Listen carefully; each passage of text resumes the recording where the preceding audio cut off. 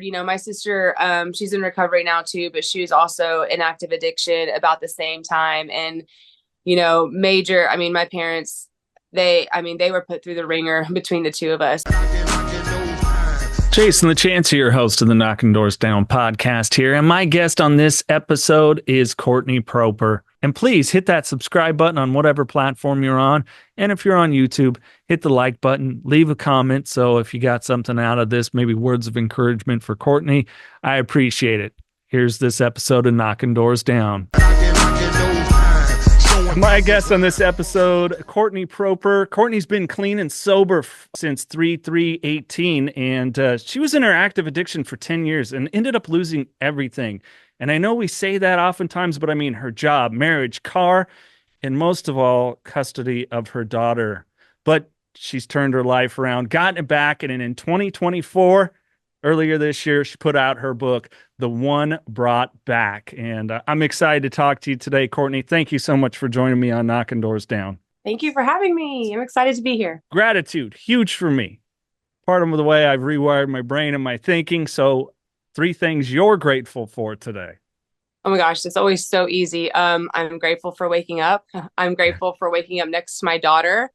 And today I'm grateful to be here. I love every opportunity I have to kind of share my story and hopefully, inspire others who are struggling or know someone who is. So, life, my daughter, and the message. Easy. Good and to the point. And, and thank you so much for being so open about, I think a lot of, I've talked to very few women, and I don't know if it's circumstance or they're unwilling to talk about that process that they go through with kids losing the custody of a child. And it's tough for either parent. I mean, let's be honest. After my divorce, there's probably times I shouldn't have been a father. I know I shouldn't have. I was not very responsible to anything in life other than my addiction. Why was it so important for you and with the book to really open up about that? So, whenever I did a couple stints in rehab and jail and stuff, I read a lot. There's not a whole lot to do in jail. And I read a lot of memoirs about women who lost custody or men, just basically the custody battle. And more often than not, at the end, there was always a reunification. I mean, there was always a positive ending. And that gave me hope. I hadn't yet got custody back, and I just needed anything, like even just like a tiny glimmer of hope, like to keep going, because it took a long time. I didn't get clean and like get custody back like that. It was a long, tedious process. I'm in Texas. I don't know about other state laws. But for me here, the goal was reunification, but I feel like it was almost, the system was set up to fail. I mean, it wasn't something that it was just like check mark these boxes and that's it. And so whenever I read books of women who are able to do that, it gave me the hope that I needed. And so I always said in my head, like, if I get custody back, and maybe if I never did, I might have still written the book, but I just know that the books and reading helped me. And so if I can do that for someone else, then it'll be worth it, because if someone has a story like this, it needs to be shared and it needs to be heard. And, even if it just helps the one person, or even if I just say something, just one sentence in the book and it affects someone, then, I feel like my job is done as far as that goes. So, it would be selfish not to share that. Yeah.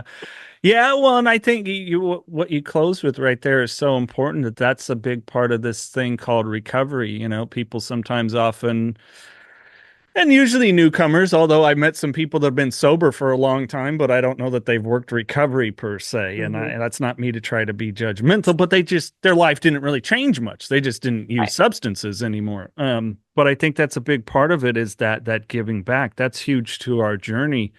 And I really commend you for putting that out there, because you're right. The people that I've known that have eventually gotten custody back, be it limited, full-time, partial, whatever it is, it's a thing of hoops. And I think it's so important to share that stuff, because addicts, it's hard.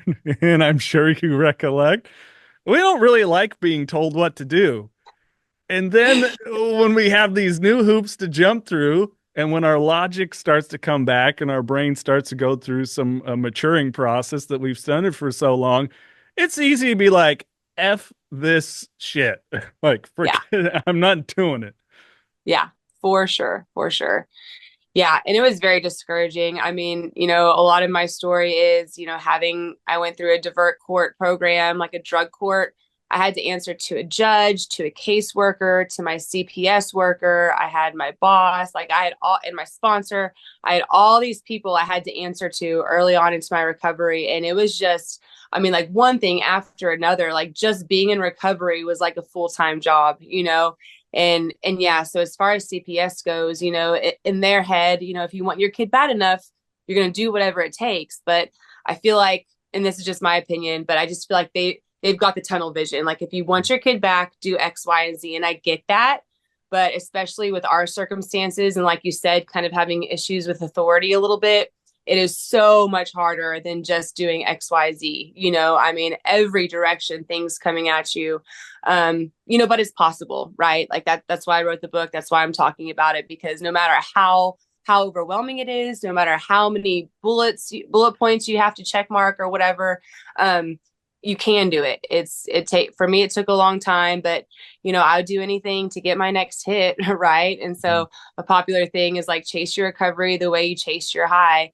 And that's what I did, and you just really have to want it. You have to be able to persevere and bounce back if you fall off or whatever, because, just because you lose custody, like it's not, it doesn't have to be forever. There's always ways to get your child back. You just have to be able to stay motivated and, just keep on keeping on. Cause I mean, that's what I did. It took a long time, but I got there. Yeah. How long was the process for you? So I've been clean for 6.5 years about, and I just got her back. It'll be 2 years in November. So about 4 years. Wow. Yeah. So there's 4 years of clean time that it wasn't enough for CPS. I mean, there was other things coming into play. I had my divert court program, and that was very demanding. And I would have to show up for, court or UAs or whatever. And my caseworker for CPS was not very compliant when I had to miss a CPS appointment because I had, my court stuff. And, so there was missed appointments, and I never failed any UAs or any hair follicle or toenail tests or anything. But, to them, my priority wasn't getting her back. It was like, dealing with my charges, which in their eyes, well, it's your fault you got the charges, whether you're trying to do right or not. Like, this is of your own, you manufactured your own misery. And so it took a little bit longer, but my mom got temporary custody. So it was like a kinsmanship placement. So I was very, very blessed in the fact that my daughter was not like in the system or in like foster care group home or anything. And me and my mom, we're on great terms now, and we were on good terms then. So I got to see her, as much as I could. Obviously, with my schedule, me describing it, I did not have a lot of free time, but me and my mom, we had our deal, as long as you're clean, as long as you're not high or drunk, like you can see Brayley. It took a while for the overnights and the unsupervised and stuff, but it was a step-by-step process. So when I say I didn't get her back for 4 years, I did not, but I was still able to see her. We were never estranged. And it was always, always family events, holidays, birthdays. My mom was like, as long as you can pass the breathalyzer and the UA, like you can come and hang out and all of that. So very blessed as far as our circumstances, while I didn't have official custody. Knocking Doors Down by Carlos Vieira, now available wherever you get audiobooks. I wasn't done partying, and I didn't want the binge to end. I think I knew that when I finally got home, I'd have to face what I had done, and I wasn't ready to do that. Being responsible for my actions wasn't something I was looking forward to. I had abandoned my wife and baby, my family, and my business. I wanted to avoid the shame of returning to what I had left behind. Even though I was not yet going home, I wasn't sure I had enough resources to continue the binge. Click the link in the podcast description to find out more. The We're Out of Time podcast with Richard Taite, musician and social media influencer Andrea Russett. How long you got? As of today, 2 weeks. Model and Instagram sensation Lacey K. Summers. You've never done a drug or a drink, have you? No. The star of Netflix Tall Girl Ava Michelle. The next morning, I found him, and You found him? I did find him. The We're Out of Time podcast with the man who revolutionized addiction treatment, Richard Taite. Subscribe now on Spotify, Apple Podcast, and YouTube. We'reOutOfTime.com, and we'll see you next Tuesday. Those legal battles that so many of us end up I mean, it's true, jail's institution in death. Yep. It's the reality for those of us that it just takes us that long to ask for help. And I remember the process of going through the court and the DUI classes and the probation and the ankle monitor and all of it. Like it's a nightmare, and it's hard, I think, when you're in the midst of it, and especially what you're sharing with me. I mean, your circumstances greater than mine. It's hard to not be like, is this even really supposed to help me? Yeah. You can see why some people really give up. For sure. It's hard when there's not that support system, but I think that's why it's so close to stay connected to a recovery community for people in general. It doesn't matter what it is. If 12-step doesn't work for you, try Smart Recovery. If it doesn't work, try a peer support group of any kind. Whatever it is, like being connected and involved, you're gonna need that through that journey, especially if it's not like you in a case where, I commend your mom for holding you accountable. Yes, which is important because I can't stand. I work at a nonprofit too, Courtney. Hear these stories of these parents or grandparents or loved ones that don't want to hold the addict accountable, and I'm like, you can't do that. You have to make us do something. Yeah, absolutely, yeah, and she never really enabled me, but she could have had a little bit more tough love before it got to where it got. And then once I lost Braylee, she was like, okay, like now, like this is serious. You know what I mean? So and I think it's hard, my sister, she's in recovery now too, but she was also in active addiction about the same time. And, my parents, they were put through the ringer between the two of us. So major props to them. I know they struggled a lot. They bailed me out of jail a few times when they probably shouldn't have. But of course if you bail me out, I promise I'll quit, or I promise I'll go to rehab, and God forbid my daughter ever makes the same mistakes I did. I dedicated the book to her, and I have a little, dedication page, like if you ever lose your way the way I did, please know it's possible, to find your way back just like I did. And she's only 9 right now, but I plan on, when the time comes, being completely open with her. I lost her custody right before she turned 3. So she was obviously way too young to understand anything that was going on, but she's seen me get arrested. She knew that, mommy, adults get timeout too. When adults break rules, we have to go to timeout. And as far as my rehab stints, she just knew that I was sick. I mean, I looked sick, 117 pounds. I'm 6 feet tall. I just looked gross. And so she knew I had to go get my medicine and, go get help for my sickness and all that. But yeah, so all that to say is my parents, major kudos to them, because if God forbid, if she does that, I'm going to have to be, tough love, because that's what it took for me. So I say this, obviously, if people are ever in that situation, you can't predict how that's going to turn out. But what you're saying is totally right. It took what it took to get me clean. And, I wish other people could understand that. I watch a lot of intervention and, it is just, I feel for some of those parents, just because, my thing was uppers, but, with the opioid epidemic and the fentanyl and all the things, it just takes one, man. And, someone's parents lapse in judgment, or if they just take enabling, one more night, if they enable, that could cost their kid their life, Yeah. So, yeah, but working at a nonprofit, I can't imagine the frustration you might see as far as the lack of boundaries and stuff with some of the parents and their kids that are out there. Yeah. And you bring up such a valid point. One of our big initiatives is that spreading of knowledge around the fentanyl crisis. I mean, our episode this week for that, we do a podcast there too, was solely about the amount that was seized, not the amount that's believed to come across, but it's enough to kill like 500,000 people. Yeah, it's insane. And I don't think, I mean, I don't know about you. I've met people. I was a heroin addict, you know, for 22 years, they'll say, or whatever it was, or I did cocaine for 17 years. Fentanyl's not that, people. It's like we might have anywhere from first time you're gone to maybe a year and a half. Yeah. Maybe.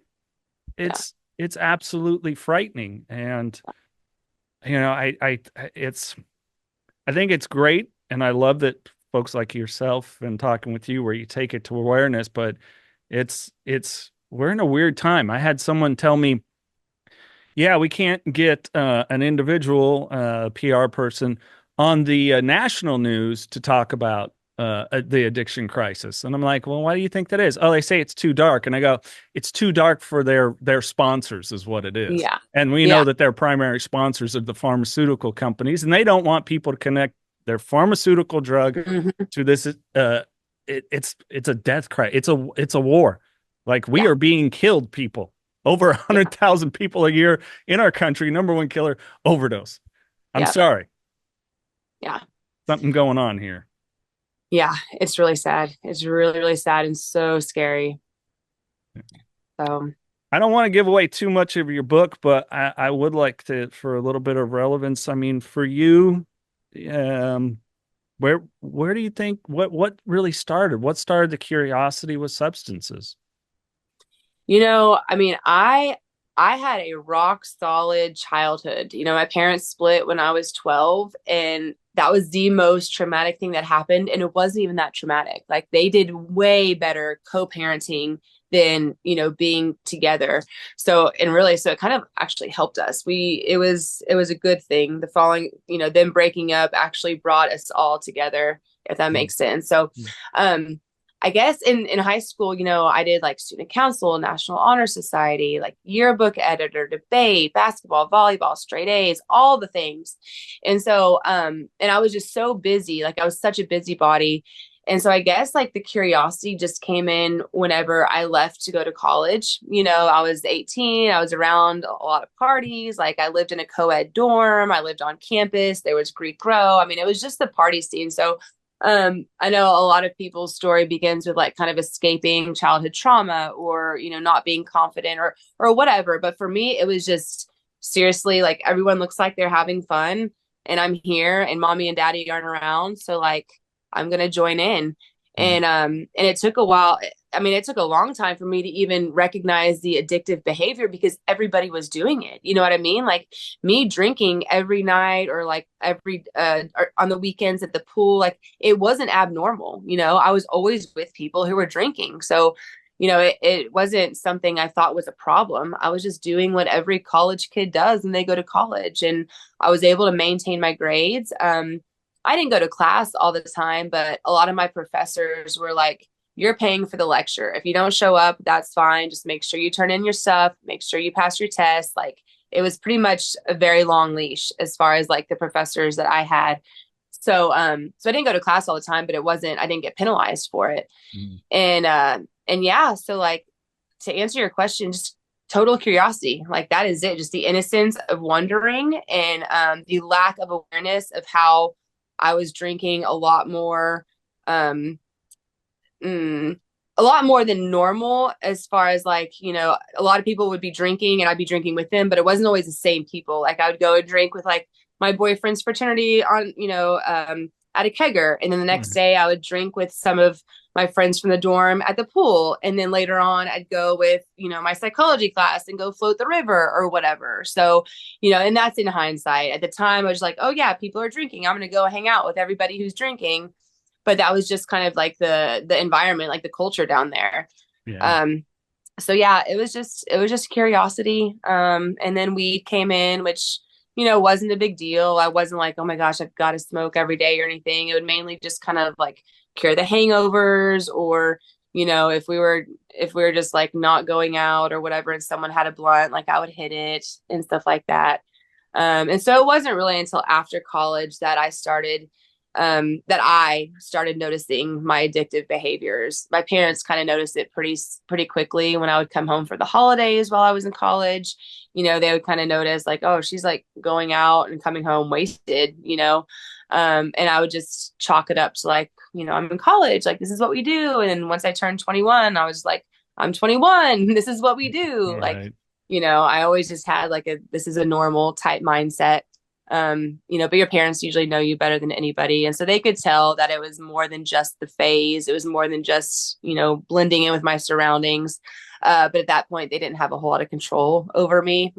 I was an adult and I was going to do what I wanted to do. And I did. So yeah, really just curiosity. Like I said, no trauma, no issues, no, I was never bullied. I mean, there was nothing. I mean, you would look at my childhood and be like, how, like, why, and there is no answer. There is no answer other than curiosity. And by the time I realized I was in too deep, it was too late. I just have an addictive personality. Yeah. And that's just kind of, maybe genetics, maybe, who knows? My parents weren't addicts, but, the lineage could go on and on beyond them that they might have had something. Sure. Well, I think it's interesting because I've known people that are just naturally like yourself. You were a high achiever. Yeah. And so your motor runs. And, yeah. I don't know about you. When I first started drinking, it was very, very mild. I was a very late bloomer with it, much like yourself, and really didn't have anything more than maybe a glass or two of wine or a beer until I was literally 21. Because it just like, okay, I'm ready to go to sleep. But it was weird because at some point it became an amazing fuel. And I'm 6'2", about 175, 180, pretty thin. And I would outdrink guys my height that are 300 pounds. Yeah. I'd be like, dude, it's 2 a.m. What are you doing? I still got more energy. Let's keep going. I didn't need all the other shit to help with it. I could just keep going. It was a really, really weird in thinking back about that. But I was always a pretty motivated individual too. Was willing to work long hours or whatever it was. I worked in broadcast radio for over 20 years. It's like, okay, doing a 10, 12-hour day, no big deal. So I've seen it with people that are, lack of a better term, high strung and really motivated. It's just work hard, play hard, I guess. Yeah. Yep. Yeah. Go big or go home too. Right. Yeah. And, it wasn't like I took my first sip and instantly like I felt amazing. Like I actually didn't. And I still, even to the end of my addiction, like I don't really care for beer. Like it doesn't taste that great to me. But, I would do it and I would, be at the keggers and the parties and stuff. And that's just what you did. And then I did discover hard liquor. Vodka was my first and longest love affair. And I think it was progressive. I mean, it really wasn't just something like automatically turned on in my brain to like, I just started drinking more and more, it tasted good. Like when I mixed it, it was a tasting, like it tasted good. It wasn't about the feeling, like it was about the taste. Like, okay, beer is not my thing, but vodka definitely is. And obviously you can get drunk a lot quicker with liquor. That's common knowledge. And then after a while, like the evolution of it, I did start to like how I was when I was drunk. I was way more social, way more chatty. If I did something stupid when I was drunk, which I did like all the time, like I could just blame it on the liquor, like I had an out, I had a scapegoat as to why I was acting a fool. And it was still acceptable because again, when I started everything, everybody was doing it. I wasn't like a closet drinker. It wasn't until way later that I was like hiding bottles and drinking by myself and all of that. It was still acceptable. And, and with liquor, it's cheaper. Like if you buy your own bottle versus a couple cases of beer, you don't get as bloated. Like, the pros and cons for me for beer versus liquor is just, vodka is just the way to go. Like you can achieve your goal way quicker, way less money, way less calories, whatever. Have you dug into the archives of past Knocking Doors Down podcast episodes? The Knocking Doors Down podcast archive is available to you for free. Check it out. Here's a snippet from when Charlie Sheen was on the podcast. I think shame and people pleasing are completely interwoven. Absolutely. I agree 100% because I know I greatly struggled with that. Still do at times. Right. And what is shame really? It's us writing a story about how someone's going to interpret or judge us with us having no idea what the outcome of the next moment is. This episode and so many more in the Knocking Doors Down archive. And while you're at it, hit that subscribe button, give this video a thumb up, leave a comment, and share with somebody else that you know will get value out of the Knocking Doors Down podcast. And I did start blacking out and started doing things like Xanax, and I started like dipping my toes in with like harder stuff. A lot of times I wouldn't remember my first serious charge, which was still a misdemeanor, but it only happened 2 months after being in college.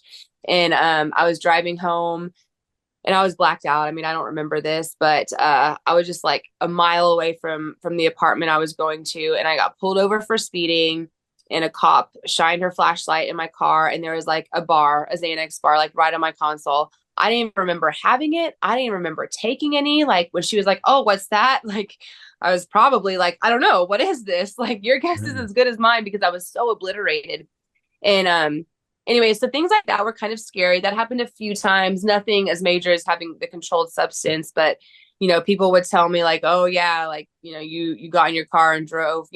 Things that I just had no recollection of. Like people would tell me things that I did, and I would have no choice but to believe them. I mean, they could have been bullshitting me, but like I got blacked out so much, and that became a problem.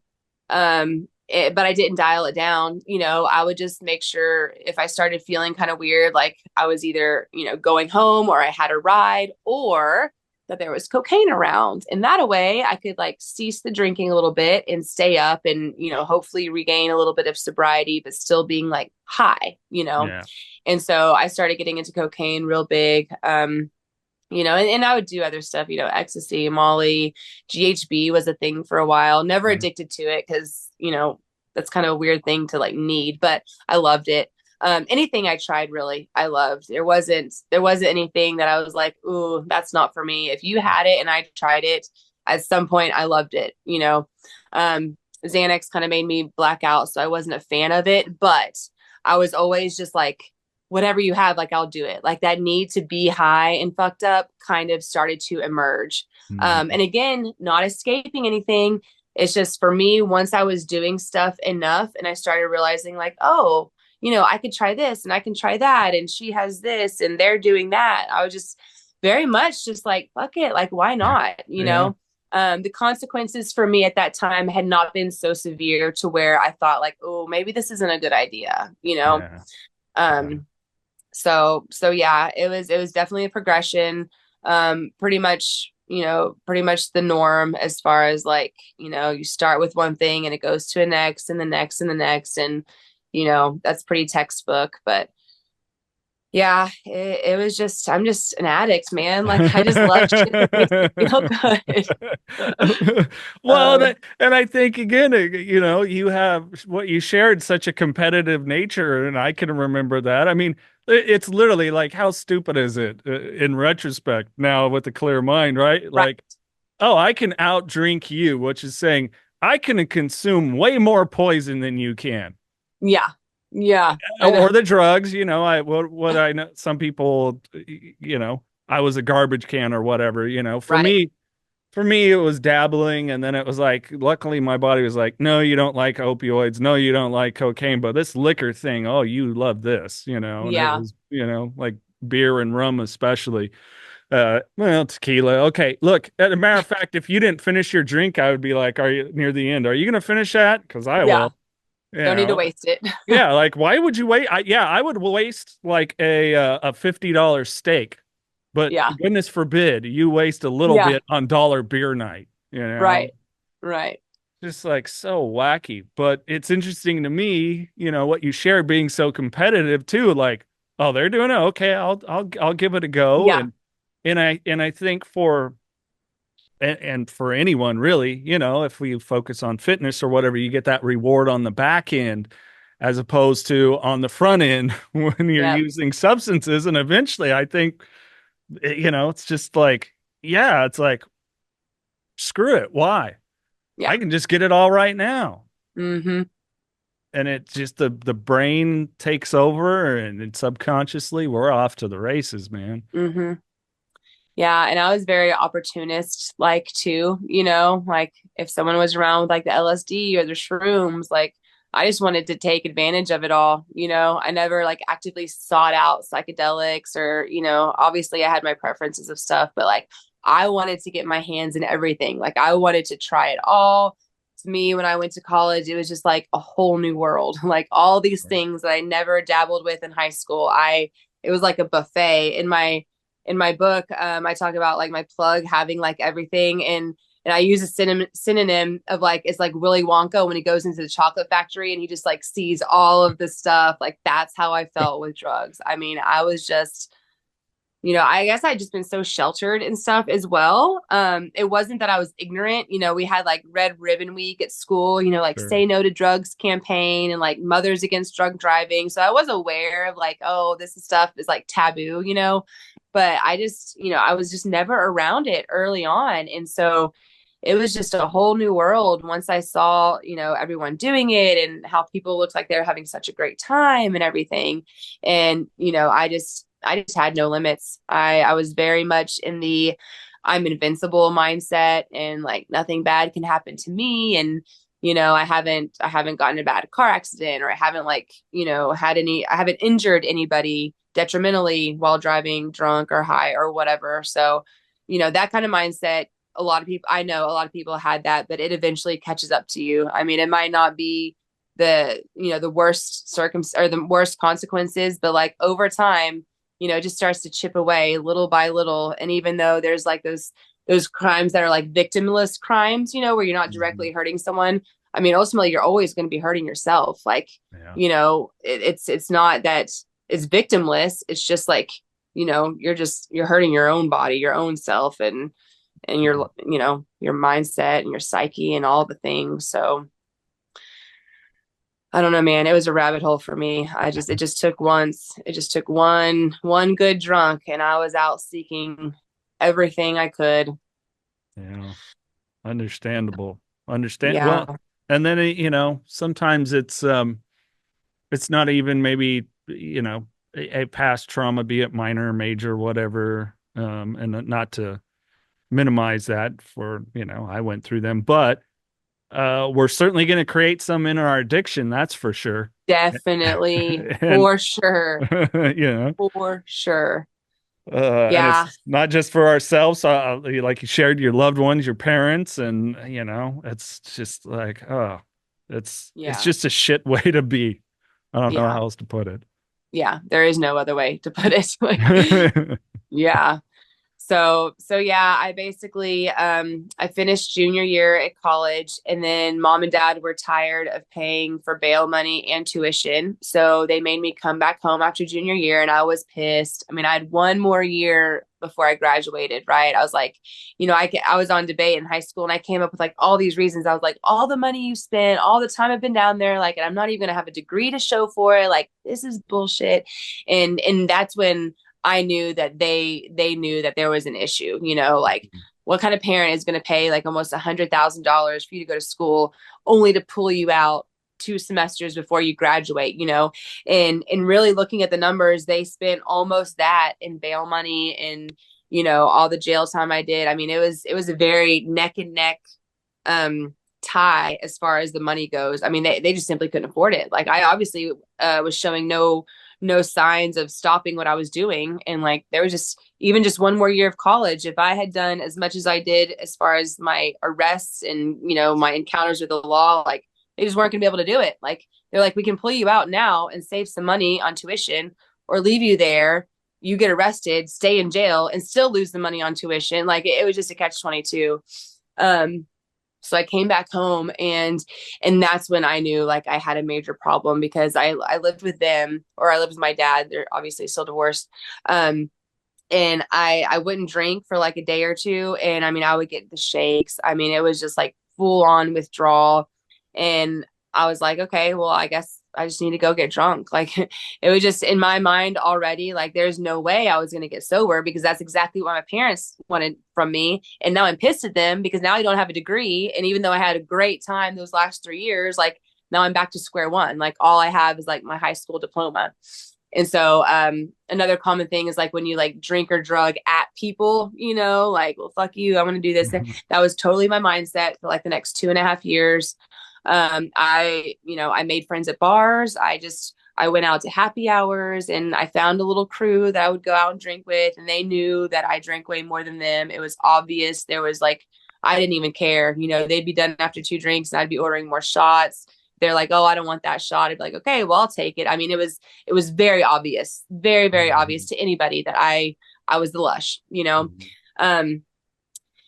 Anyway, and I did a little bit more cocaine, you know, when it was available. The stuff that I was doing in college wasn't as available once I came home, you know, because I wasn't with the college scene.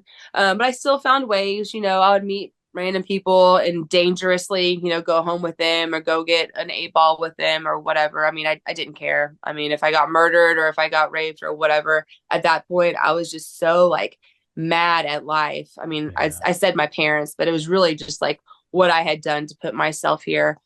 But fast forward a little bit, that went on for a couple of years. I reconnected with like a high school friend that I had, and we were just doing a little fling thing. Like we drank together. It was like a 4-week relationship. And then after we broke up, I found out I was pregnant, and he had already had 3 kids with 3 different women. He had another one with another woman on the way. I mean, he was just like, he was that kind of person. So like, I knew he wasn't going to be around, but I was like, okay, like maybe this is it. Like now I am pregnant. Now, you know, my parents supported me the whole time. They always have, they continue to. And I was like, but now like I have a baby growing inside of me. She doesn't have a father. Like I've got to get my shit together. Like this is it. This is no longer about me enjoying life. Like now I have a life to provide for, and I'm the only parent she's going to have. And so I went through my whole pregnancy. I had like 1 cigarette a day. That was the one thing I couldn't quit, but I was smoking like a pack a day prior. So like I significantly cut back, no drinking, no drugs, nothing. And I had her in 2015. And about 6 weeks after I gave birth, we couldn't really vibe with the breastfeeding thing. Like it just wasn't working for us. And, you know, and I say this time and time again, I don't know what it was. I don't know if I felt like I deserved a drink because I was able to have 9 months of continuous sobriety. Like, I don't remember thinking that, but I also can't tell you what thought process I had. Like, I don't know. But one day after, you know, I left, I got a job, but I went to the liquor store. Like, I just went and bought some Grey Goose. Like, it was nothing. And I took a few drinks and I picked up right where I left off. Like when I tell you that, like, I don't mean like, oh, I had a few drinks and the next night I had a few drinks and then the next night, like I drank almost that entire bottle the day I got it, you know, after having 9 months of clean time. I mean, it was that quick. And, you know, I still was conscientious that I was a mother, and, you know, I was starting to like black out and stuff. And I was like, no, like I can't be doing this. And so, you know, like a normal person, instead of, you know, you'd think, okay, now you need to get clean. Like now you have the kids, you need to quit drinking. But I was like, well, cocaine always like helped me whenever I needed to like not be hungover and I needed to stay awake. And so I just went back down the cocaine thing for a while. It got expensive. My nose was not happy with me. And my cocaine dealer also dealt meth. And so that's when, you know, it was about a year and a half later, after doing like drinking cocaine, that I decided that meth would be the cure-all. And for me at the time it was. I mean, I did not care if I had another sip of alcohol. I did not care about anything else. I mean, all the other drugs, all the liquor stores, like nothing else mattered. As soon as I started doing meth, like that was it. I mean, I was like, I should have been doing this all along. Like, this is it. Like, this is my thing.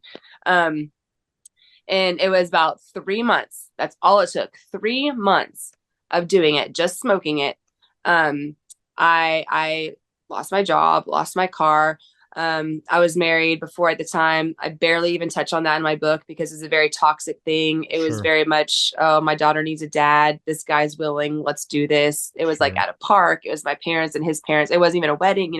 It's very blimp and everything. But we ended up, divorcing in the midst of our addictions. And then, 3 months after, it was December 7th. This lady just came knocking on my door. She had like a CPS badge around her neck, and it was the middle of the day. It was like 11 o'clock in the morning on a December day.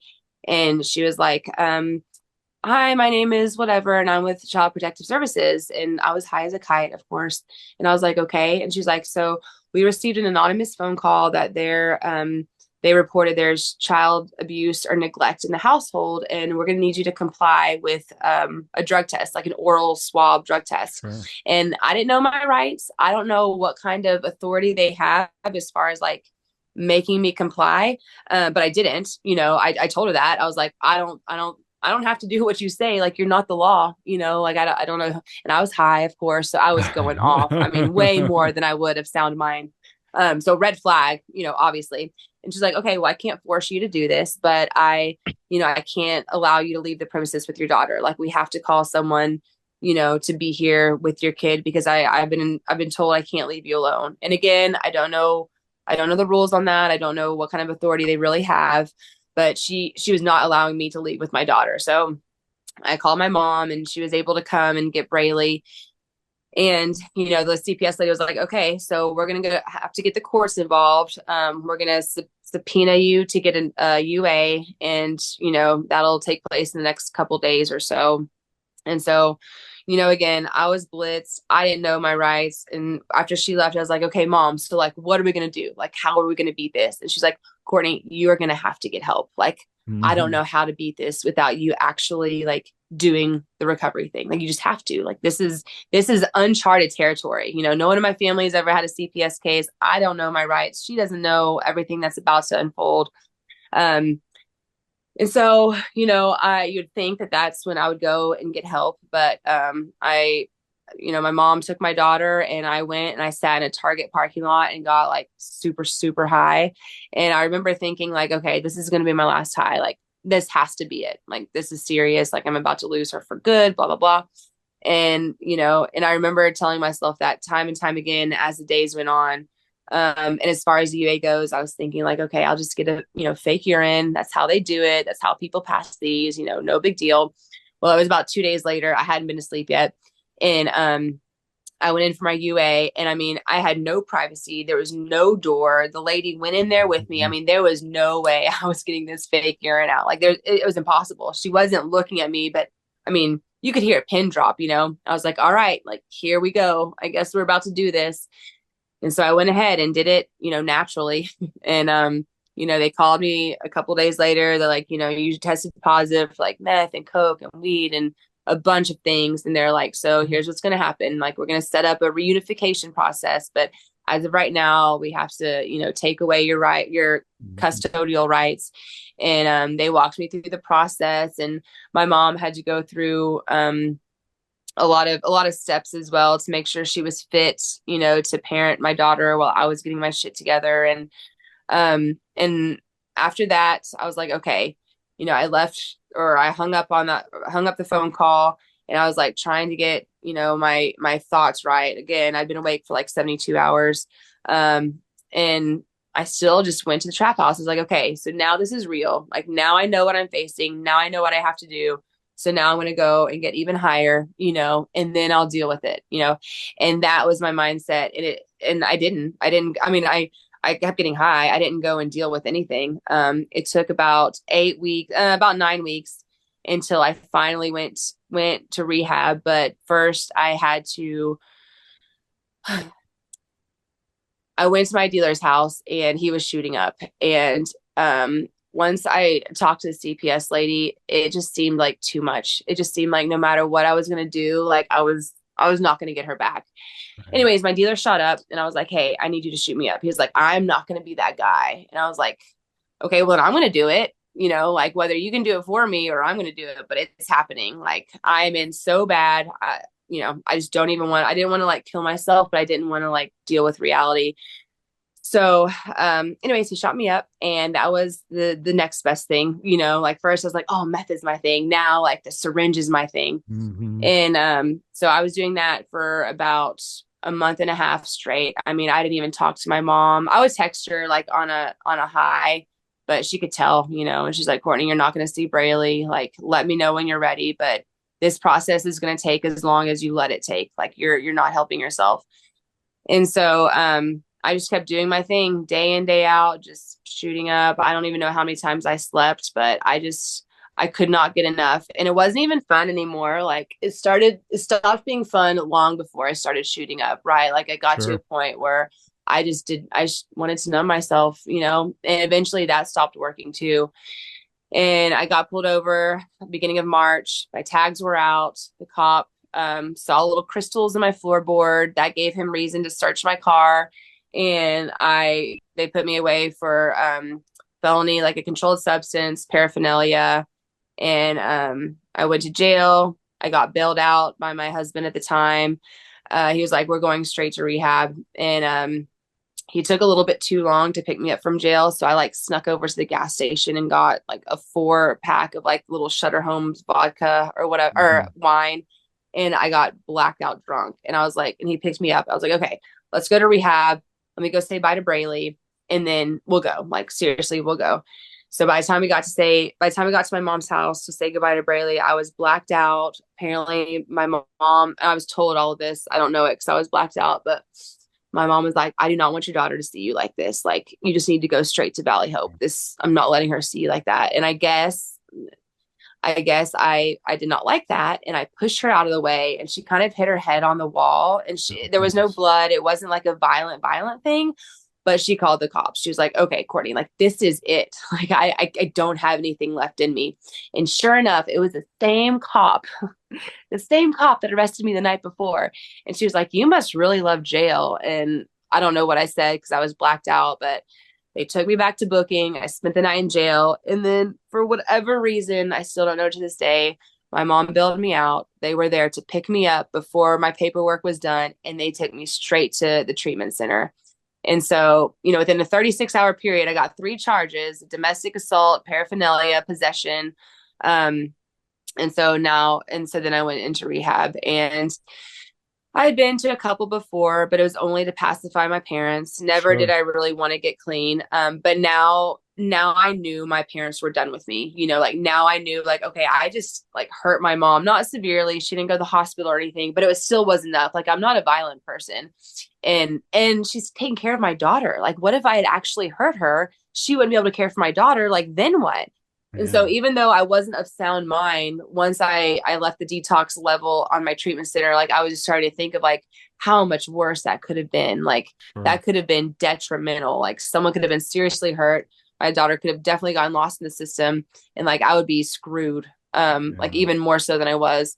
So it took a lot of, open-minded honesty and willingness when I got into the treatment center to, to really surrender to everything. But that arrest and the same cop, twice in less than 36 hours, and then hurting my mom. I mean, she showed me pictures. It really wasn't that bad, but it was so out of character for me. I mean, I had never even gotten in a fist fight in high school or anything. No bar fights, nothing. Like that is just not me.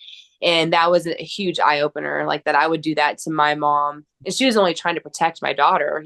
She wasn't trying to, prevent me from it was just, the insanity that led up to the day that I went into treatment is just mind blowing. And so anyway, so I went into treatment. I stayed clean. It was a 12-step based facility. We worked steps 1 through 8 with a counselor. And then, when I got out, I did the 90 meetings in 90 days. I entered the drug court. We got a really good lawyer, and I was eligible for that program. And so I got my felony expunged, actually. But that was about a 2-year thing, the divert court. Yeah. How long were you in treatment? Did you just do 20, 30, 30 months? days. Yeah, 30 days. And personally, now looking back, I I don't think that was enough. Not enough, right? No, definitely not. And especially for those who've had longer addiction, like a longer stretch and the opiates and stuff. I mean, the only reason I was able to stay clean is because I had so many consequences waiting for me. You know what I mean? Like, this was it. Like, it was do or die. And so people who don't have that kind of stuff hanging over their head, there's no way 30 days is enough. Like, it's just not. Like, my brain still hadn't fully come to after all the poison I had been, consuming up until that time. So it was by the skin of my teeth that I was able to stay clean after 30 days. And that's only because I hurt my mom. My daughter was, I just had too much at stake, but I do not believe that is enough time. No. Nothing will convince me that that's enough time. No. I know you had brought up intervention earlier, and one of my mentors, Mike Diamond, he's been on there a couple episodes recently. And, looking at those people, those young folks that they're getting on there, or whatever age really, it's working for them because they're getting at least 90 days. Yeah. Mm-hmm. They're getting, our treatment system is broke, hey. Yeah. Dr. Bob, Bill W., thank you so much for laying out. I'm a 12-step guy. It saved my life. But when it comes to people with, I don't know if extreme's the right word, but as you mentioned, with fentanyl and all this different, like, you're going to need more time. You need more time. You haven't even cleared your head, let alone to start developing life skills in 28 to 30 days. And in some cases, they're cutting it to even shorter based upon your insurance. Yeah. Which also begs the question, if you're lucky enough to get into a treatment facility. Yeah. So, crazy. I know. It's just not enough time. But after all that, that was clean then, right? Yep, that was it. I was seeing a psychiatrist, and I was on some meds. I was on like Vyvanse and some things that could be abused. But I was taking them as prescribed. So, like, I know some people think, clean, everyone has their own definition. Some people think, oh, if you're taking anything, whether you're abusing it or not, like, your system's not technically clean. But I wasn't abusing it. I never went back to street drugs. I haven't had a sip of alcohol. And I know my recovery. So March 3rd is the first day that I did not put anything in my body, and I haven't since. But it's only by the grace of God, because I had so many opportunities to abuse my prescriptions, or, when CPS saw that I got that felony, that was only 3 months after they got involved. In their heads, they were just like, okay, like, she's not going to get her shit together. Like, it's been less than 3 months, and here she is catching a felony charge, and she's hurting her mother, the one who actually, when CPS caught wind of this, like, encounter with my law, I think that's when they were just like done with me. Like, they didn't really give me encouragement. They didn't really care, because to them, less than 3 months ago, I got my kid taken away. And now here I am, possession of drugs, hurting my mother in front of my daughter seeing me arrested, for the umpteenth time. Anyways, so no, but ever since that day, nothing in my body. I don't even, none of the like alcohol-free drinks or any like CBD oil, like nothing, because I can't, because it'll just take one thing. It doesn't matter what it is. I just, and I sometimes I have like chronic lower back pain, like just flare-ups and stuff, nothing major. But I just Tylenol it. I don't even want to try taking a painkiller. Yeah. It's just because I know exactly where it'll be. Whenever I was clean for 9 months when I was pregnant, one sip of vodka, and I was like, at the trap house less than a few months later. It's not a progressive thing. It's instant for me. Yeah. And so yeah, I haven't been going to AA meetings as much as I should, partially since COVID, and also like, I've just been like busy, that's not an excuse, but that's why I like to get on here. That's another reason why I wrote my book. I try to get on TikTok and use that as a platform, just like to post little nuggets of wisdom or whatever. Because I try to give back what was so freely given to me, but I have not been to meetings lately. And there's no reason for that. I'm not against AA or anything. I just, like I said, life. And so that's why I really cherish doing things like this, because I'm actually more comfortable doing it like this than doing like a speaker meeting or even like sharing in meetings. Cause as you can tell, I'm pretty long-winded. The meetings don't quite appreciate that. Some of it, depending. Yeah. In my book, I could be as long-winded as I wanted. And with these, like, you'll probably like, cut me off when the time comes, but I just feel like it's more effective for me, to do it this route than to go and speak in meetings. But, I'm active in my church. I drag my daughter to church every single Sunday, because if there's any chance that she turns out like me, having roots in the church is initially what kind of brought me back. I've always had a belief in God. My finding a higher power was never an issue. I wasn't always too fond of him. I was pretty mad at him a hot minute. Right. But being raised in the church and stuff is definitely was a contributing factor to me being able to maintain sobriety. And so that little girl will go to church every Sunday until college, just because, if it had not been for that, there's a really good chance that I wouldn't be here. So, well, I think some people might judge on the 12 steps. Like, why aren't you going anymore? My perspective, Courtney, on this is, eventually we have to leave the safety of those 12-step rooms. And I don't mean not attending meetings anymore, but just the safety of it. And people that haven't struggled with addiction may not get that. But we have to leave the safety to see what life is for us now and what we are to give to. And I think, hey, being involved in your church, giving there, it's all the principles we still get. Mm-hmm. It just may be that, being in the rooms of 12-step isn't, I don't go as much as I used to. I don't know, once, twice a month, and I more go not necessarily to share, but to be an ear. And then if any newcomers or anybody wants to have a little sidebar at some point in a conversation, that's what I go for, because eventually we find our ways of being of service to others just by doing the next right thing. Yeah. And that's huge. The service work thing too. I always try and eventually slip that in when I'm talking. That getting out of self and helping someone else is just so rewarding. School is about to start, and my cousin is a teacher, and and I'm pretty tall, I'm 6 feet. She needed help, putting books on shelves and all the things. And when I tell you, I would rather go and help someone else than clean my own house. There's not any more truth. There's so much truth to that. I would just so much rather, I would rather live in a messy home and go out and help someone than, spend all day cleaning my house. I just get a more fulfillment helping others and, just being productive and just being the opposite of what I used to be. You know what I mean? I was so selfish for so long.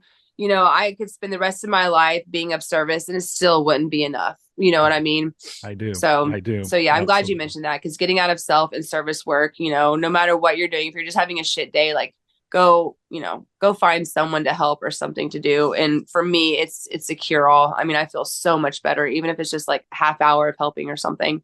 Absolutely. And I think we all end up, especially, so many of us in recovery start down our spiritual journey, and it looks different for everyone. But, I know for me, I pray on what I'm asked to do and sometimes that looks different. Someone, maybe it's having 12 sponsees, and being at every meeting. Some people, maybe it's like you just, your cousin, hey, I know I'm the only grandkid out of, there was 20 of us or something. I'm the only one that was over 5'9", 5'10". So, whenever her grandma's house, oh, you're here, I need light bulbs changed. Yeah. Yeah. It's those kind of things. And it is unfortunate when there does come a situation of a bit too much judgment and people don't just take a look and go, yeah, I got my recovery. And if this person has questions or whatever, then, I'm here. But yeah, everybody's individual journey. And speaking of the book, The One Brought Back, best way to get it on Amazon, Courtney? Yep. Amazon, just type in the title. It's 99 cents on Kindle and $10 paperback. Right. There are some pictures in there. In the Kindle version, you can see them in color. And so I kind of, it's cheaper. I know everyone doesn't have a tablet or whatever, but there's a lot of before and after pictures where you can really see the progression of the disease. They're in the book as well, but it's black and white. You can't see as good.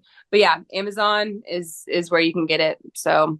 All right. Well, I'm going to plug that link in the podcast description, because it's time for those random questions I promised you before we hit record. Oh, that's what I've been waiting for. Okay, let's do it. Do you have a hobby or interest people would be surprised to learn about?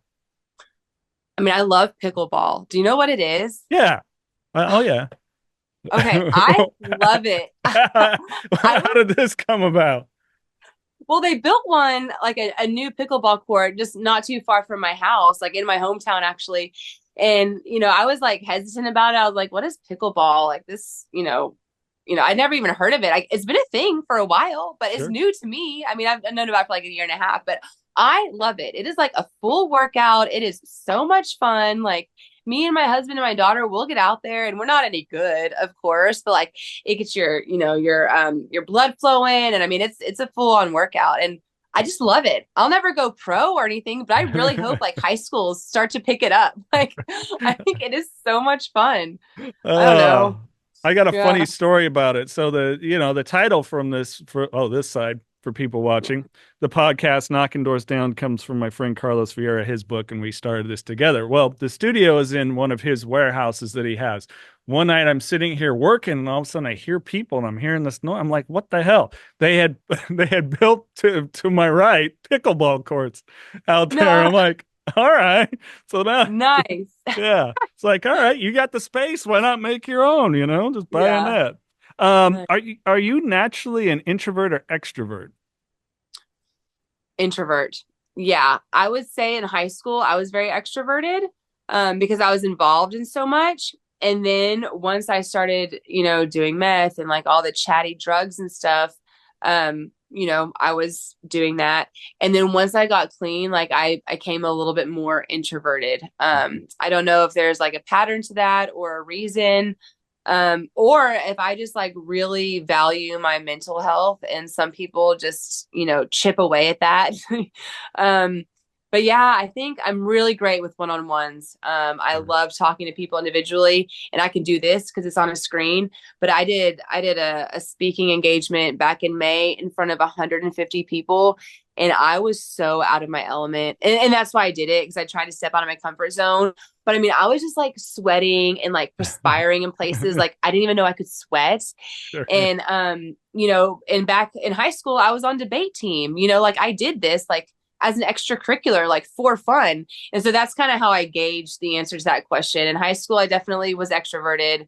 Then I did my addiction, and it altered me significantly. And now I'm more introverted.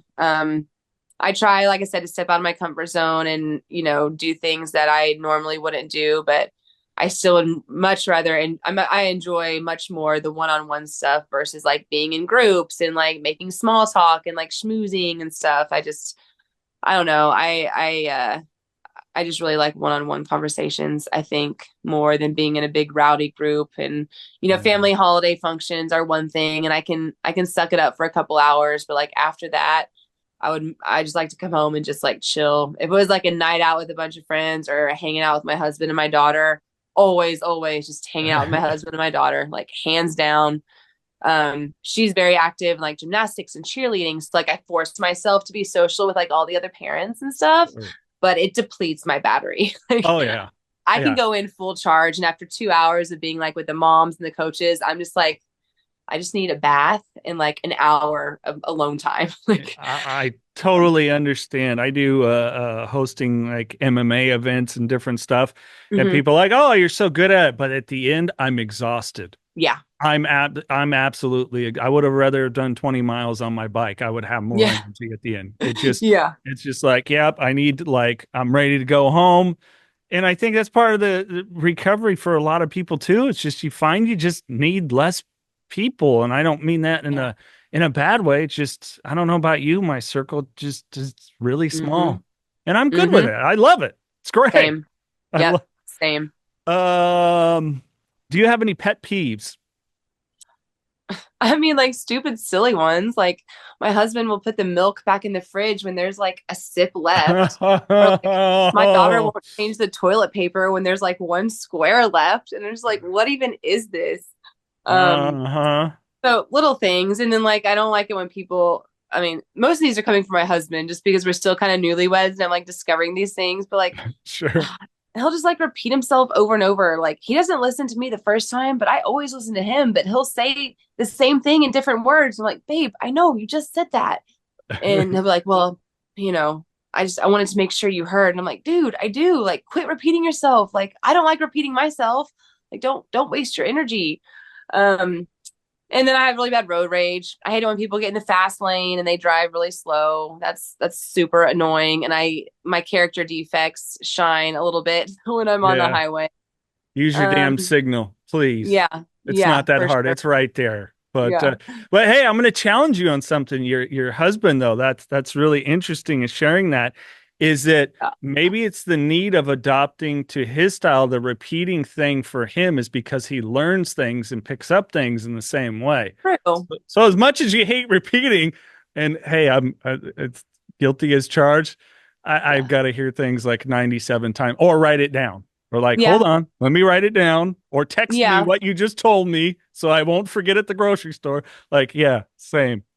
Yeah, no, you're right. And the male and female, there's a whole different, genetics or, our makeup and stuff like that. But yeah, I just have really limited amount of energy, right? And like, I don't like to spend it repeating myself. Like between my daughter and my husband, like I feel like I repeat myself more than I say new information, right? Yeah, right. And so, and I'm with you on the milk.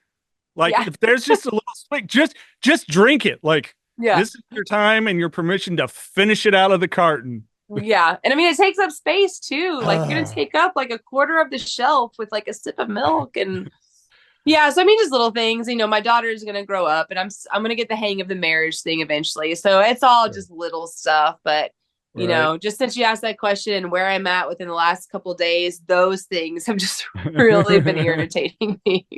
And it's good, it's little stuff too. Yeah. It is. I just, everybody seems to always like this one, so I'll ask it. Dinner with any one person, who would it be? So cliche, but like Luka Doncic, he's a Dallas Maverick. Yeah. And they went to the playoffs this year. I don't know if you know. We didn't win. Yeah. But we had the same birthday. I'm 10 years older than him, but I think it's just really cool that we had the same birthday and he's such a great basketball player because I used to play basketball too. So as far as like people who are alive, definitely him.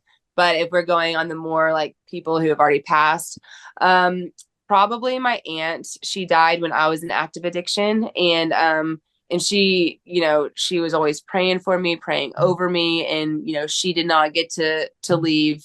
I was not clean, when she passed, and so if I could have a conversation with her, it's my mom's sister. I definitely would because she loved me through it all. And it just really sucks that I wasn't even, I went to her funeral and stuff, but I wasn't there. You know what I mean? Like I was there physically, but not mentally. And so, I've forgiven myself and it's not something I dwell on too much, but I would really like a chance to like have a sober conversation with her. Cause she died of cancer. It was pancreatic. It was a very slow and painful death. And I know, like I did not make it easier on my family while they were dealing with that. And I was doing my own thing and all that. So probably her, if I could. Understandable. Well, Courtney, this is time I like to give you the floor. Just any words of encouragement and positivity that you want to lend to wrap us up. Part of my daily regimen is the gratitude thing, like we started out the show with, because there is just always something to be grateful for. Whenever I find myself, complaining about the day or my job, I always switch gears to like, it's not like I have to go to work, like I get to go to work. My daughter might be off on one of her little attitudes or whatever, but like, I'm so grateful I'm here to deal with the attitude. You know what I mean? Like no matter, what we went through or how far down we went, if we're here talking about it, like we have so much to be grateful for because so many people don't make it out of it, and so many parents are burying their children. So the attitude of gratitude really, really is something that I practice daily, multiple times a day. And for like my higher power, like I talk to him more than I talk to anybody. Like on the way to work, like I'll just talk to him like I'm talking to my friend, and not in a disrespectful manner, but I keep conscious contact with him. And so, for the people in recovery who might not have found their higher power yet, or for those who have, I just encourage everybody to get into contact and maintain your spiritual fitness, right? Because that is 100% what my sobriety is contingent on. And I love conversations with him. Sometimes I'll be going through some shit and I'll be like, I need like a sign, like do something.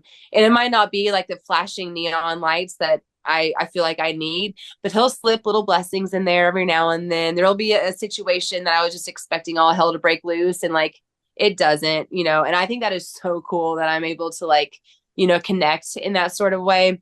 And so, spiritual fitness and the higher power thing for me are so, so, so important. So I would just kind of leave people with that. If you haven't found yours, keep working to explore that. And if you have, like, keep nurturing that relationship, because to me, that is like one of the coolest things, about sobriety, is being able to have that contact. So absolutely. Couldn't agree more. Courtney, thank you so very much.